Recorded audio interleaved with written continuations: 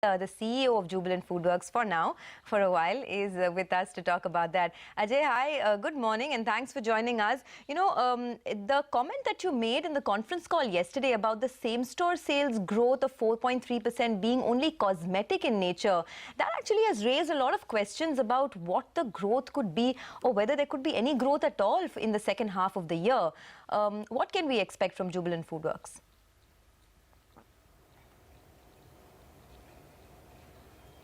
Firstly, good morning and a very happy Diwali to all your viewers and to you guys also. You should always start on a positive note.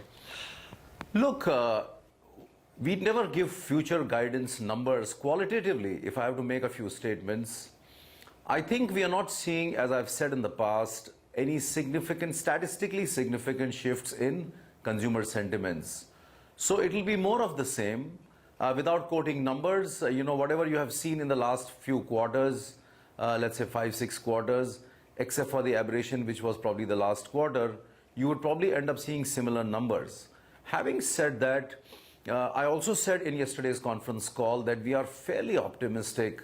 2.5 years, 3 years now, it beats any logic, it beats any kind of, astute analysis when you go across the world, cyclicities, life stages of brands, categories, and so on. And we have done enough study internally on this, America, UK, Australia, Germany, and so on and so forth. It doesn't seem to say that this can go on endlessly. While we have also tried to internally see, are there any structural issues which we probably are not able to fathom out? And the answer to that is a resounding no. So the point is, all the good things which the government has done in the last 2.5 years finally will bear fruition, and we will start seeing that kind of translating into, should I say, monies in people's hands. The 7th pay commission fallouts, which should be very positive, and also often talked about the monsoon, which has probably a, not a direct but an indirect impact even on categories like ours, because we are today present in 250 cities in India.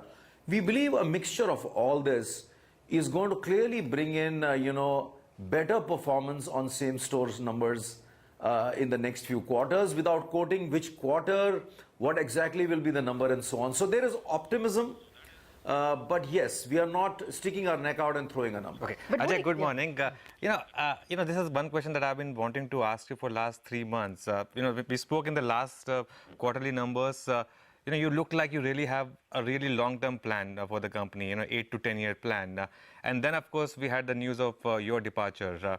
What exactly happened between you and the Bhartiya family? I mean, if you could tell us a bit more about that, because the stock did derate after that. Of course, after that it recovered also, but the market would want to know that.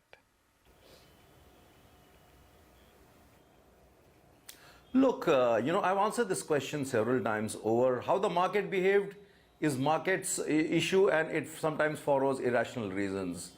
As far as my relationship with Bhartiya family is concerned, it's as good as it can ever be, honestly. And, I can kind of say this for shouting from the rooftop. And I want to clear any perception or misperception, if I may, that may probably exist. We are absolutely, good in our relationship. I have been talking to the board and both Shyam and Hari for the last, I would say, several months, that having been in this position for more than 10 years now, and because the discussion started a few months back, I can't see myself doing the same thing for the next 3, 4, 5, 7 years. And I'm at a life stage, my younger daughter just finished her graduation, class 12. So I'm at a stage where I need to take some important decisions in my life and go around and see how many companies have had CEOs at the same position for the last 10, 12 years. There are not very many such cases. I still love the company. I still love the brands. They have a bright future. Even while as I leave, I'm trying to put in place a Jubilant 3.0, which is what should Jubilant do in the next 10 years, such as the love, I have for the company and the brand. The idea being that, one, as the board embarks on the journey of finding the able successor, somebody who's even better than me, whether it's internal, and we have some good candidates, as well as external, my job is till March 31st, I will handhold, mentor, induct, call it whatever, so that as I leave the company, which along with my team I have created over the last so many years, I don't want to leave it high and dry. And that's why it was done most amicably. I'm here for the next 4-5 months still, and everything will be fine by the time I'm leaving. And hopefully in the meantime, my optimism, which I was sharing a little while back, We'll also start translating into some better same-store numbers and so on. So there is not a better high note than anybody can aspire to leave any organization.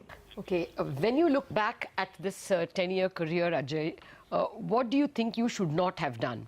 And therefore, would it be something like, in your 3.0 for Jubilant, would it be that lesser role for Dunkin'?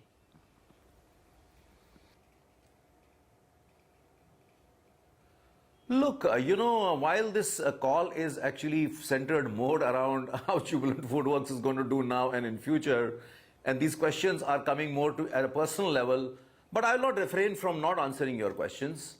What could we have done better? I think at a very tactical level, we could have probably done something right. But touch wood, I have been lucky, that a lot of things that we did fell in place, right time sometimes. The team I have had and the team we have tried to create has been astounding, and that has also been one of the key reasons for my success. And I would also give a lot of credit to Hari and Sham for allowing me a reasonably free hand, so that Ajay, I could implement along with my team allow me to whatever- interrupt. Allow me to interrupt, Ajay. What my question was intended for was the future of Jubilant. I mean, what decisions should now be taken to cancel off some of the things you embarked on? Will you advise that Dunkin' should be wound down or trimmed?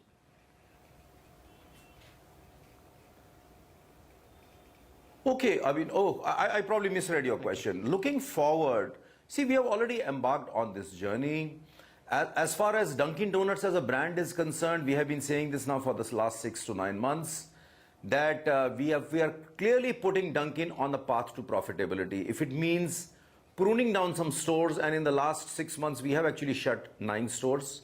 If it means cutting down on opening of stores from around 2025, we are bringing it down to around 15, but we want to make sure all stores we open are profitable stores.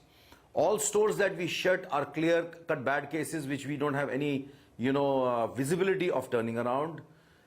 As far as Dunkin' on various other axes is concerned, menu mix, product mix, pricing, people and culture, positioning and all that, I think we believe very strongly that we have, we are on the right course. It is just that the last 2.5, 3 years for the whole industry has not been good. See, look around. Some of the most admired brands in the world, and without naming them, who entered India 20 years back along with Domino's Pizza at that time, they've had 10, 12 quarters of negative same-store growth. And these are global brands. These are brands which have been around. They know the terrain and everything else.